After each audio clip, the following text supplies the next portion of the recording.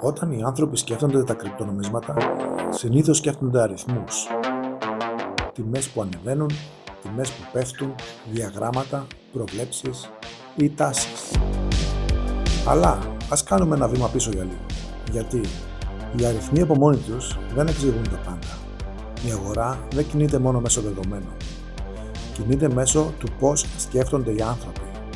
Και ο τρόπος που σκέφτονται οι άνθρωποι διαμορφώνεται από αυτά που βλέπουν, από αυτά που ακούνε και από το ποιον επιλέγουν να εμπιστευτούν. Σκέψου το στην καθημερινή ζωή. Οι περισσότεροι άνθρωποι δεν αγοράζουν κάτι μόνο λόγω γεγονότων. Αγοράζουν λόγω επιρροής. Μία σύσταση, μία κριτική, κάποιον που ακολουθούν στο διαδίκτυο. Το ίδιο συμβαίνει με τα εστιατόρια, το ίδιο με τα ρούχα, το ίδιο με τις τάσεις γενικότερα. Και η αγορά των κρυπτονομισμάτων δεν είναι κάτι το διαφορετικό. Οι περισσότεροι δεν μαθαίνουν για αυτά από κάποια επίσημη υπηρεσία. Μαθαίνουν από βίντεο στο YouTube, αναρτήσεις στα social media, από ομάδες στο Facebook και από τους influencers. Και αυτό σημαίνει κάτι σημαντικό. Σημαίνει ότι τα κρυπτονομίσματα δεν είναι απλώς ένα οικονομικό σύστημα, αλλά είναι ένα κοινωνικό περιβάλλον και ένα κοινωνικό φαινόμενο. Οπότε, αντί να εστιάζουμε στους αριθμούς, η προσοχή μεταφέρεται αλλού. Μεταφέρεται στη γλώσσα και στις λέξεις που χρησιμοποιούν οι άνθρωποι. Και τέλος, στον τρόπο που περιγράφεται κάτι. Σκέψου αυτό. Το να λες αυτό είναι ρίσκο είναι πολύ διαφορετικό από το να λες αυτό είναι μια ευκαιρία. Ή στην καθημερινή ζωή ένα προϊόν δεν είναι ποτέ απλώς ακριβό. Γίνεται premium, δηλαδή ανεβαίνει η κατηγορία. Ένα ρίσκο δεν είναι απλώς μια απώλεια, αλλά γίνεται μια ευκαιρία για κέρδος. Το ίδιο συμβαίνει και στα κρυπτονομίσματα. Ο τρόπος που πλαισιώνεται κάτι αλλάζει το πώς αντιδρούν οι άνθρωποι σε αυτό. Άρα, αν θέλουμε πραγματικά να καταλάβουμε τι συμβαίνει, πρέπει να πάμε εκεί που διαμορφώνονται αυτές οι ιδέες. Διαμορφώνονται τα βίντεο στο YouTube από crypto influencers, από τα σχόλια κάτω από αυτά και από τις συζητήσεις μέσα στις ομάδες του Facebook. Όχι μόνο τι λέγεται, αλλά πώς αντιδρούν οι άνθρωποι και πώς αυτές οι ιδέες αρχίζουν να διαδίδονται. Και μετά από λίγο, τα ίδια μοτίβα αρχίζουν να εμφανίζονται ξανά και ξανά. Όσον αφορά τη δύναμη ή την εξουσία, κάποιες φωνές έχουν μεγαλύτερη βαρύτητα από άλλες. Όταν ένας influencer λέει «Αυτό το project έχει τεράστιες προοπτικές, χιλιάδες άνθρωποι δίνουν προσοχή», όχι επειδή το επαλήθευσαν μόνοι τους, αλλά επειδή εμπιστεύονται την πηγή. Και αυτό συμβαίνει παντού.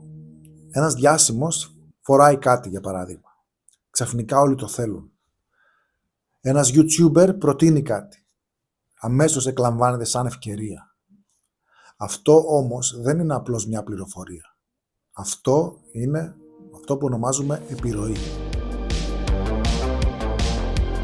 Ορισμένες ιδέες όπως οικονομική ελευθερία, γίνε η δική σου τράπεζα ή πάρε τον έλεγχο του μέλλοντός σου και άλλες εμφανίζονται ξανά και ξανά. Αυτές οι ιδέες φαίνονται ενδυναμωτικές και είναι ισχυρές, αλλά ταυτόχρονα διαμορφώνουν το πώς οι άνθρωποι βλέπουν την πραγματικότητα. Για παράδειγμα, εάν η επιτυχία παρουσιάζεται ως ελευθερία, τότε η αποτυχία αρχίζει να φαίνεται σαν προσωπική ελευθερία ή σαν κάτι που έκανες εσύ λάθος. Εδώ τα πράγματα γίνονται πιο ενδιαφέροντα. Συχνά ακούς αυτό δεν αποτελεί οικονομική συμβουλή, αλλά ταυτόχρονα εκφράζονται έντονες απόψεις, δίνονται σαφείς κατευθύνσεις και όταν τα πράγματα πάνε στραβά, τότε οι άνθρωποι σπάνια αμφισβητούν το σύστημα. Δεν αμφισβητούν τους influencers, αλλά κατηγορούν τον ίδιο τους τον εαυτό. Το ίδιο βλέπουμε και εκτός κρυπτονομισμάτων. Για παράδειγμα, το ίδιο βλέπουμε στο γυμναστήριο. Εάν δεν πέτυχες να χτίσεις ένα σώμα ή γενικά δεν πέτυχες το στόχο σου, δεν προσπάθησες αρκετά. Στο χώρο των επιχειρήσεων, αν απέτυχες, δεν δούλεψες αρκετά σκληρά. Η ευθύνη πάντα μετατοπίζεται σιωπηλά. Και πού μετατοπίζεται? Μετατοπίζεται στο άτομο. Οι άνθρωποι δεν δρούν μόνοι τους. Ανήκουν σε ομάδες. Σε ομάδες στο Facebook, στα σχόλια που μοιράζονται μεταξύ τους, οι άνθρωποι μοιράζονται τις ίδιες ιδέες, επαναλαμβάνουν τις ίδιες πεποιθήσεις και σιγά σιγά αυτές οι πεποιθήσεις αρχίζουν να φαίνονται φυσιολογικές, ακόμα και όταν δεν αμφισβητούνται. Και εδώ είναι που όλα αρχίζουν να συνδέονται. Τα κρυπτονομίσματα δεν είναι απλώς μια αγορά που λειτουργεί με λογική. Είναι ένας χώρος όπου το νόημα διαμορφώνεται συνεχώς. Διαμορφώνεται μέσα από την επανάληψη, μέσα από την συζήτηση και μέσα από την επιρροή.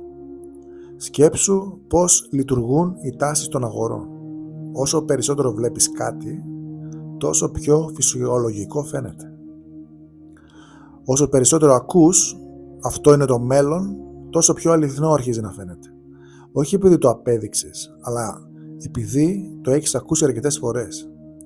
Και εκεί είναι που λειτουργεί η δύναμη. Όχι με το να επιβάλλεται στους ανθρώπους, αλλά διαμορφώνοντας το πώς βλέπουν τον κόσμο.